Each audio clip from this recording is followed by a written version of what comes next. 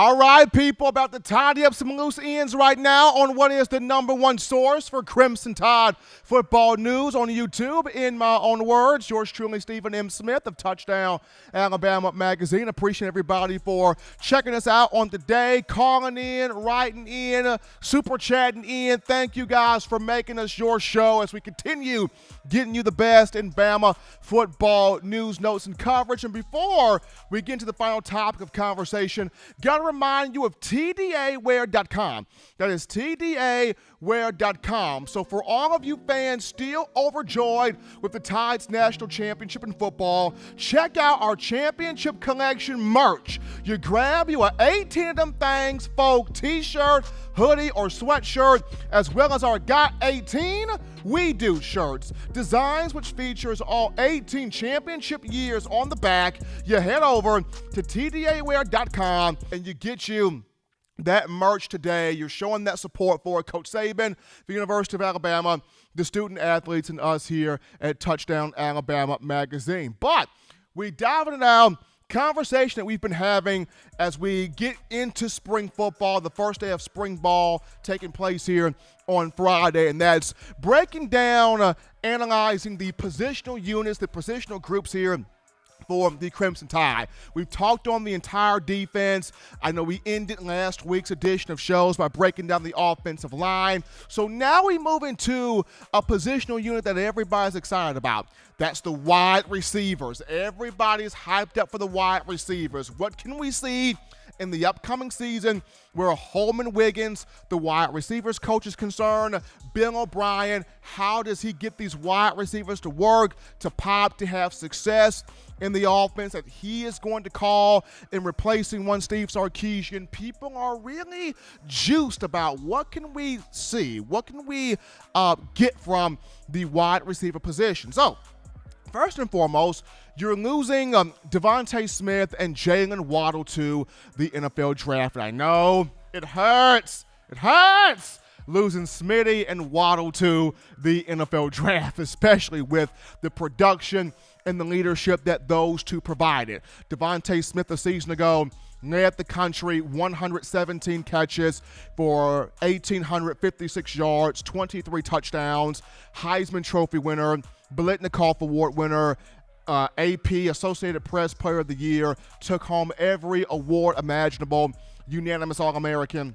And then for Jalen Waddle, just an electrifying playmaker, the human joystick, if you will, a guy that prior to him suffering the injury against Tennessee had 4 straight, 100-yard games against Missouri, Texas A&M, Ole Miss, and Georgia. So, and then even though he got hurt, we saw Waddle come back in the national championship game and had 3 catches there for 34 yards. He ended his career with 106 receptions. Of those, 17 went for touchdowns, dynamic in the kick return game, dynamic in the punt return aspects. We know both of these two will go in the top 10 of the upcoming draft here in April. But where does Alabama go from here at the wide receiver position? How do you, I don't want to say replace, because you can't replace talents like a Smitty and a Waddle. So where does Alabama go to in trying to find somebody or a group of players that can sort of fill the void left behind by Waddle and Smitty? So we go to the trio of John Mechie, Slade Bolden, and Xavier Williams, because according to sources that I've talked to, credible people within the program, as the fourth quarter program coming to a close here, all people that I've spoken with have mentioned how Mechie, Bolden, and Williams will get the first opportunity to start in spring ball at all 3 positions at wide receiver: the X position, the split end position, the slot, and the Z spot, the flanker position at the bottom of the formation. So to me, I feel like Alabama would have John Mechie at the top at the X, though they could also put him in the slot due to his experience. I feel like they'll have Xavier Williams at the flanker spot, the Z, the bottom of the formation. Can Ziggy Williams finally break through? We have been waiting on Ziggy. It's almost like the same thing for Alabama in terms of defensive backs.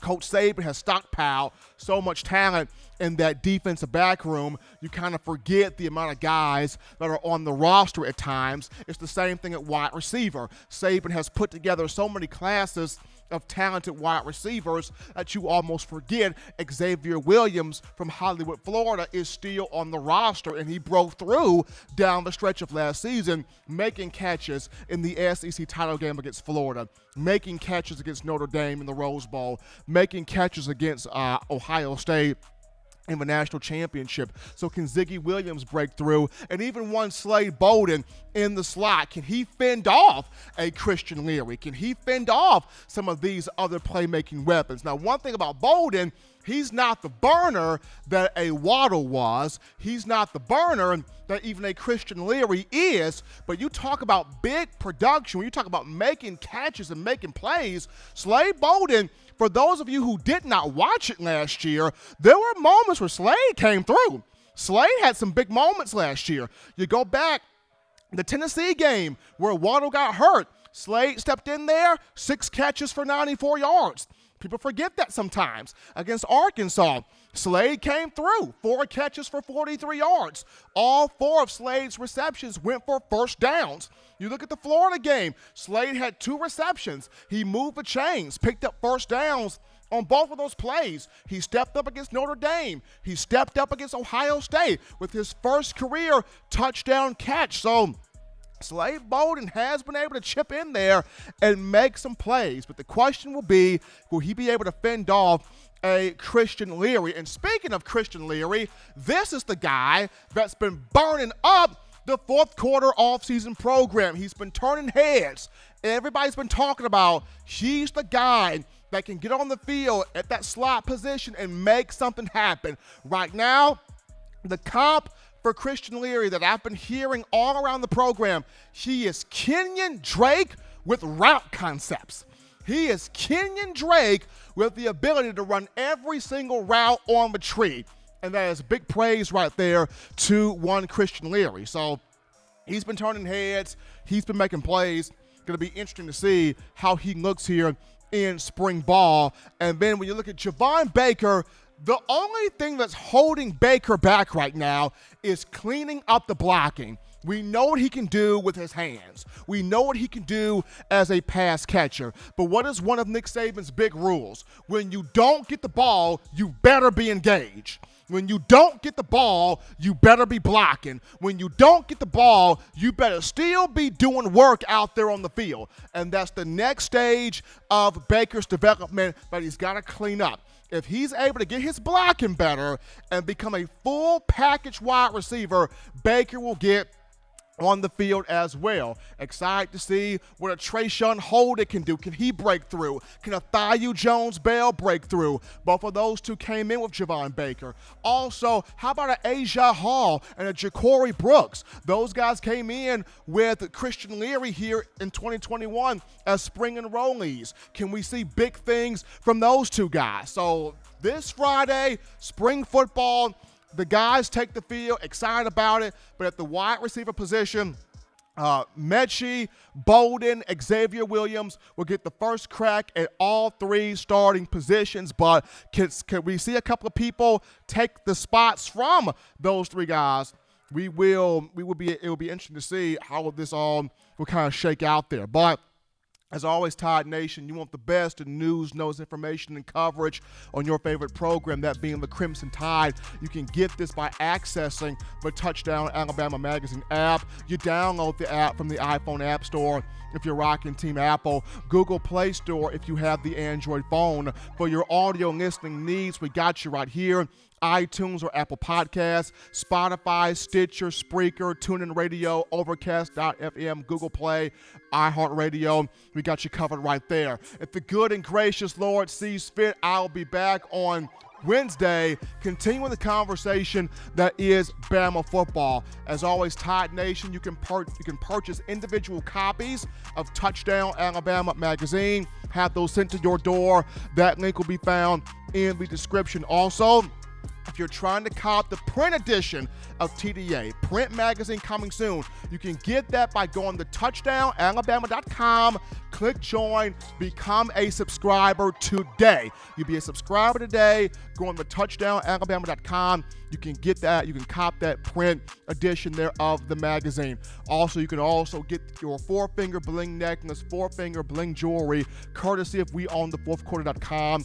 You check out that link in the description as well. Gotta shout out Senator Hines one last time, the pimp of the Blue Wrench Gang. Senator Hines dropping in that $10 donation into the TDA hat. I appreciate all of you, the Bama fans, for the donations, the love, the support, the super chats that you are showing to us, making us your show. But until next time, people, husbands love your wives. Wives appreciate, value those husbands. Children continue doing the right thing, the fun thing, the legitimate thing, to not be bored. Get you those 3 hearty meals a day, those 3 great laughs a day. Protect yourself, protect the loved ones around you. Until next time, folks, I'm your man, Stephen M. Smith, and this has been In My Own Words.